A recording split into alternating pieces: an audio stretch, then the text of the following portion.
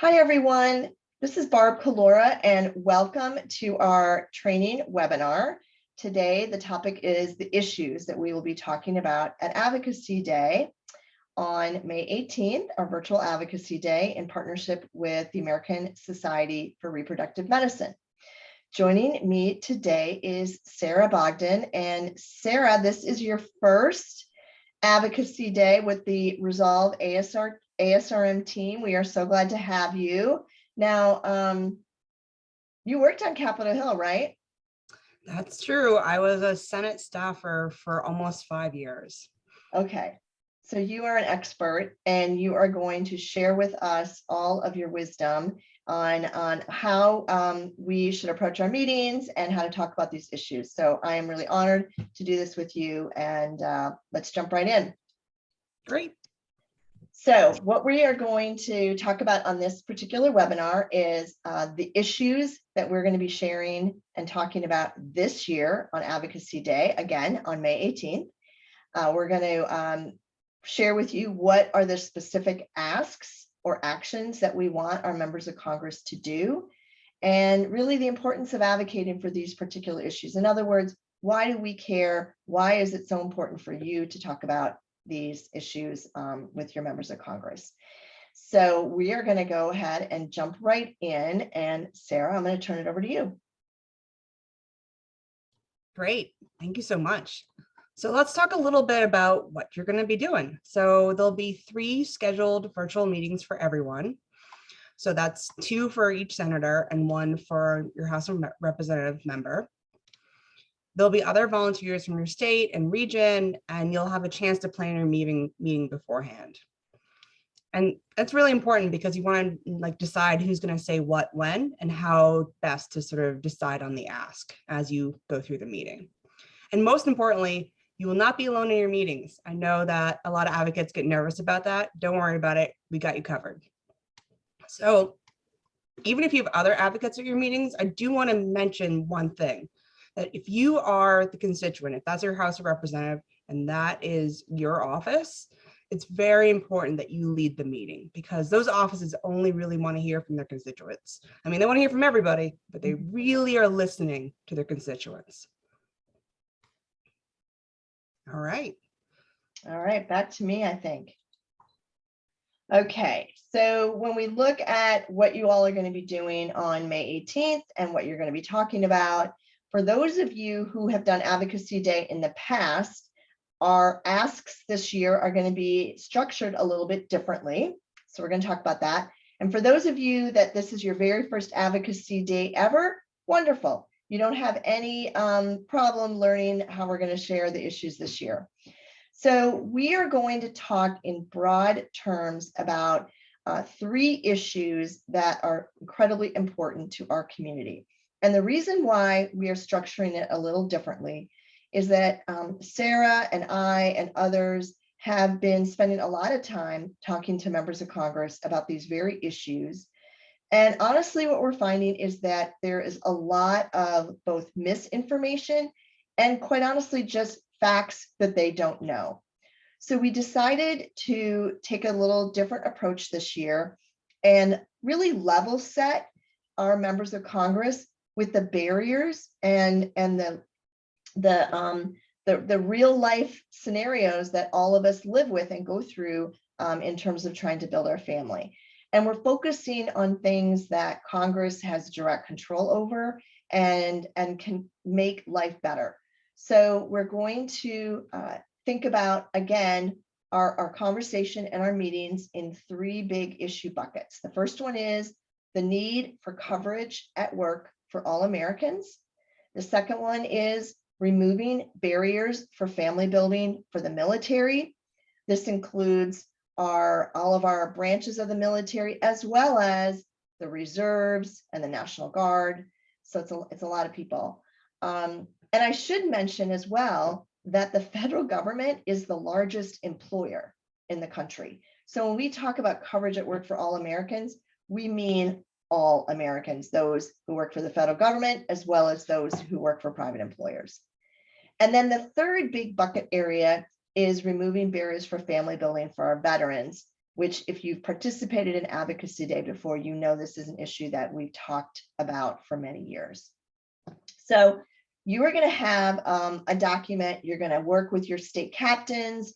You are going to, as Sarah said, work with the advocates from your state and your district, and you're going to be very well prepared before May 18th, and everyone's going to know who's going to say what.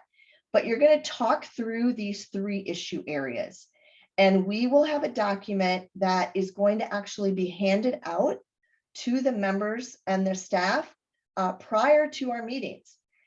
We have a third-party vendor who does all the scheduling for our meetings, and they're actually going to send that paperwork in advance of May 18th to those offices.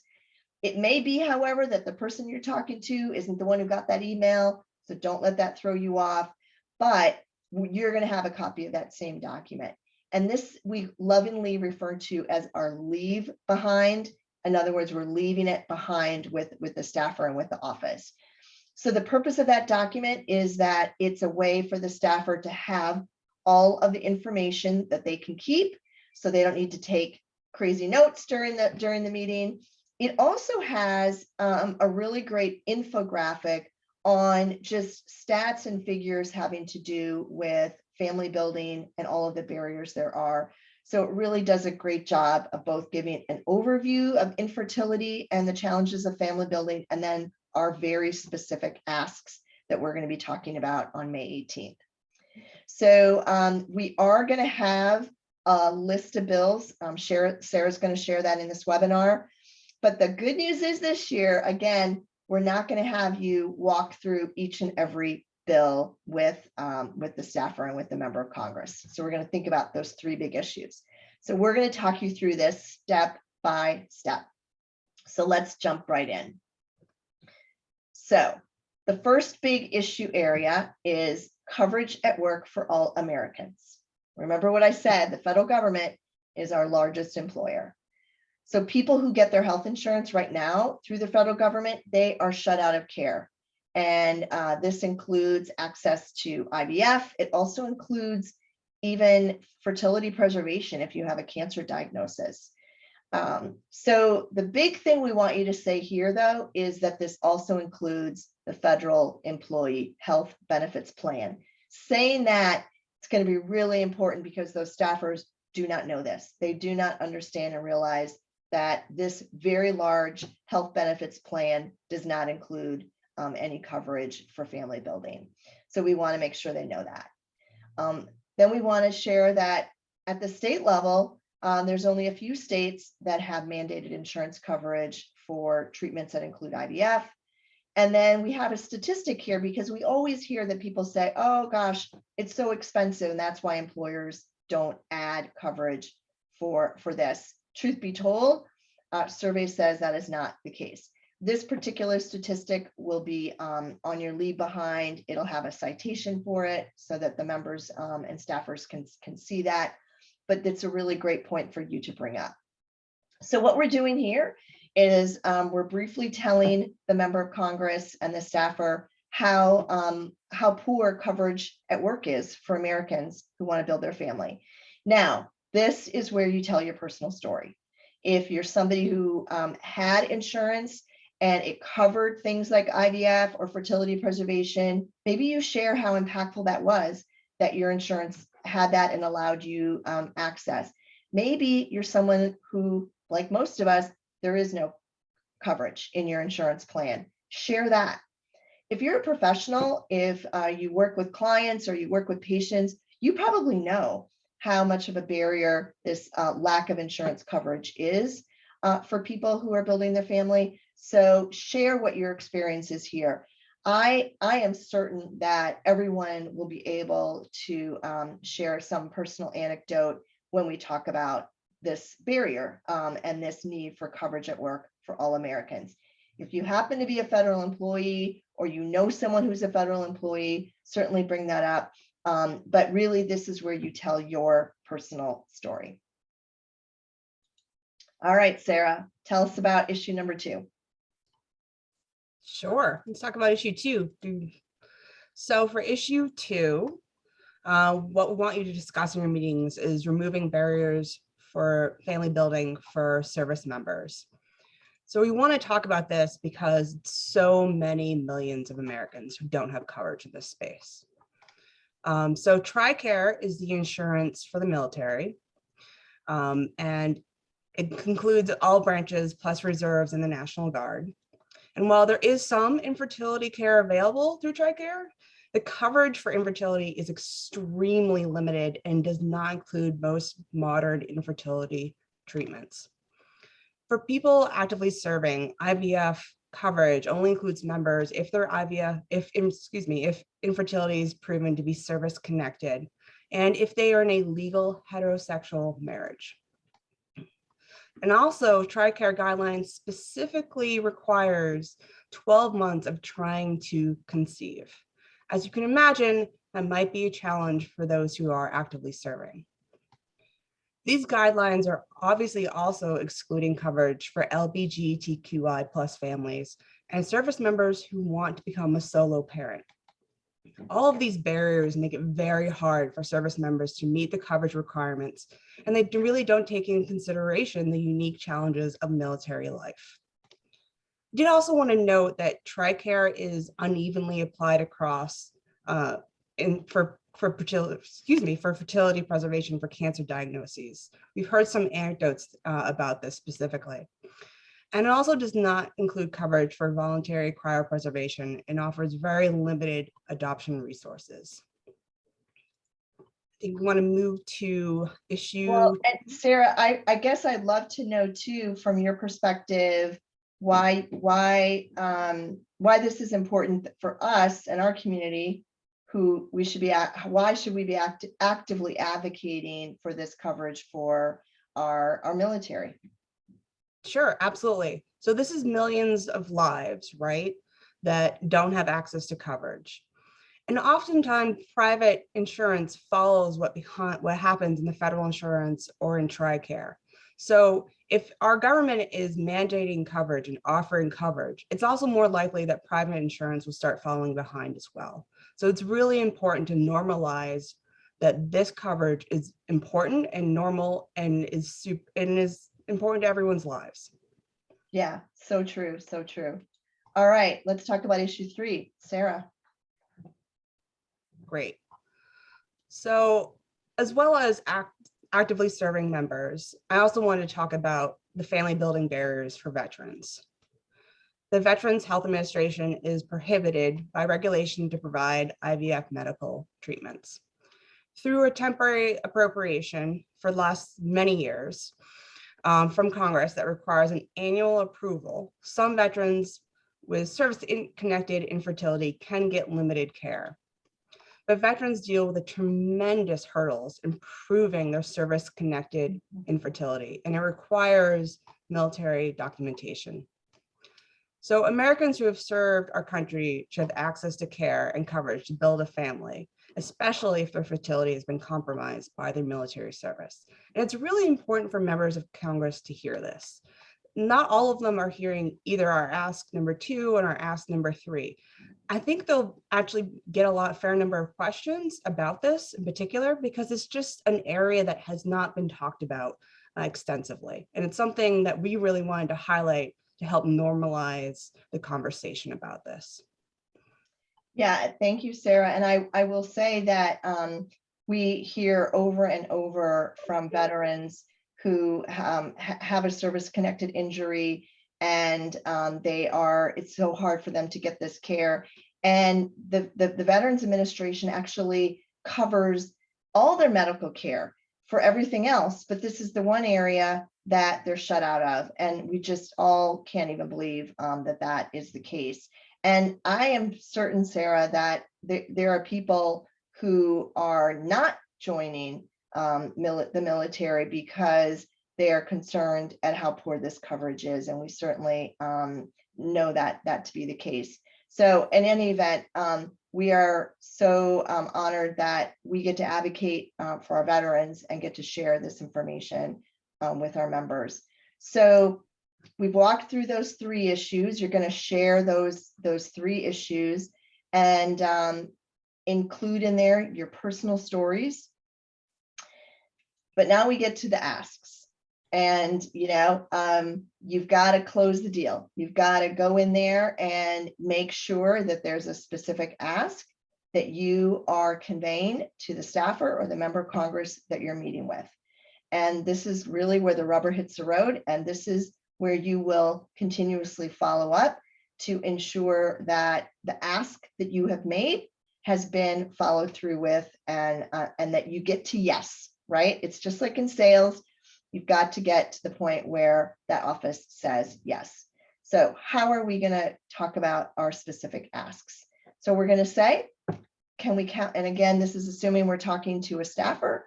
We're going to say, can we count on your boss to support removing barriers to family building at the largest employer in the US, the federal government?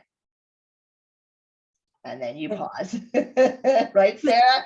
Yeah, this is such a great ask, because I think you mentioned this earlier, but congressional staffers have no idea. Every time I bring this up in every meeting that I have, they have no idea that they have no coverage. And this is a really important time to also talk about this ask, because there have been so many questions on Capitol Hill about retention and keeping the staffers there that have so much unique knowledge. And it's been really part of the conversation lately about what pieces are they sort of missing, unfortunately, because they are, because they're staffers, because they work in Congress. And this is something that they are all missing. Yeah, I mean, this is every branch of the government. So it's really important. And again, can we count on your boss to support moving barriers to family building for the largest employer of the federal government? Pause. If they say yes, another great way to follow up is, would she consider reaching out to the Office of Personnel Management? That's like the HR department, if you will, for the federal government, to encourage them to consider updates to the benefits to remove these barriers. I don't know what you're going to get. You may get them kind of stunned. You may get them saying, I don't know. I'm going to have to find that out. This is where you put something forward and we push for it. We are hoping, I know that I can speak for Sarah, we are hoping that we get a lot of people who come back after Advocacy Day and say, hey, the staffers said yes. We will then work with you and continue that follow-up. But this is where we're really going to tease out who on Capitol Hill is supportive of these issues and how we can take that to the next step. Okay, then we get to the next ask. Would your boss show his or her support for these issues by speaking out publicly and encouraging employers in our state and our district to prioritize family building benefits for their employees? Okay, this is, can you imagine if we had a senator or a congressperson say, write an op-ed, maybe even just do a tweet that says people should have access to family building in our district, in my district. That is incredible. That would be an incredible statement. So let's put the ask out there. Let's see which members of Congress are willing to show their support. They can do this any number of ways. I mentioned a tweet. Many of them have blogs on their website. They have press releases or statements. All of them are writing op-eds and want it in their local papers. So there's a lot of different ways that this can happen. If you get somebody who says yes, and you let us know that, we can help in the follow-up for that and see where that goes. We've never asked this before. We've never put this ask out there. And so we're super excited to see what happens. And then the third ask is, can we count on your boss to support removing barriers for family building for those actively serving and our veterans, right? This is, come on, can you help our veterans? Can you help our military? Help them remove these barriers.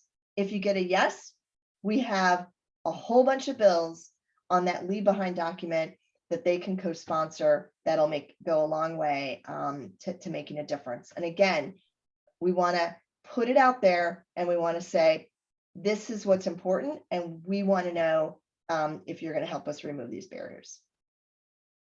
Sarah, anything you have to add on that? Easy peasy. These asks are great, but again, your personal story is really going to help push you over as well. So this will be great. Yeah. So I can't wait to hear the responses that we get.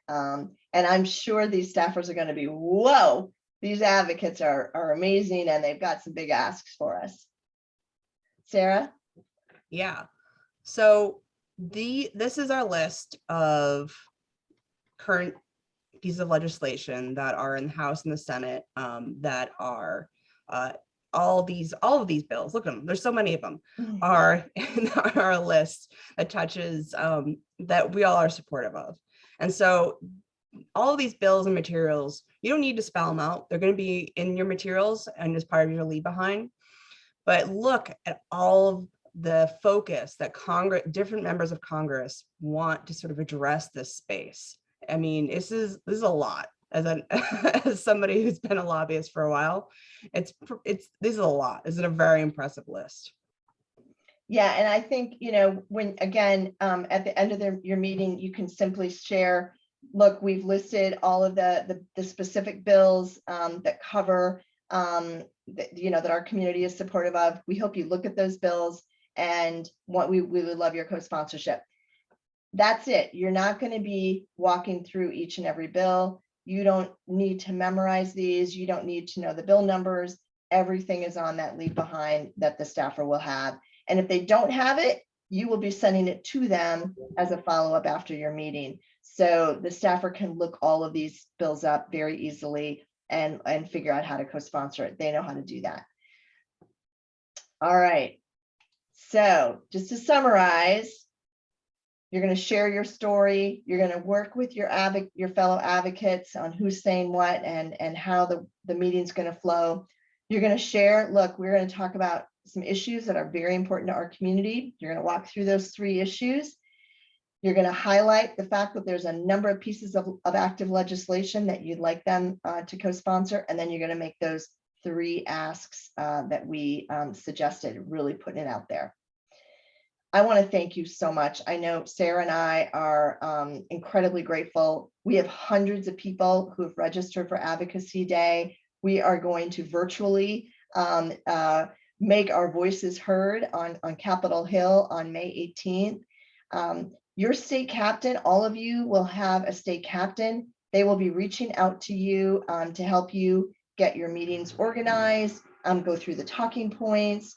Look, your story is the most important thing. Sarah and I have both said this multiple times now on this call, and you don't need to memorize all of these things. It's okay if you read some of this during your meeting, but your personal story is coming from the heart, and that's what makes you stand out. Look, if your plans have changed and you need to now cancel, reach out to us, please, because we are making appointments for you and we need to ensure that we cancel those. But and if you have any questions, reach out to advocacy@resolve.org and we will respond as quickly as we can. And Sarah, any last words? You'll be great. This is easy peasy. The staffers know what to expect and they can even help guide you through it. So this will be easy peasy. Fantastic. Thank you again. We are so grateful for you and for your time. Good luck on May 18th.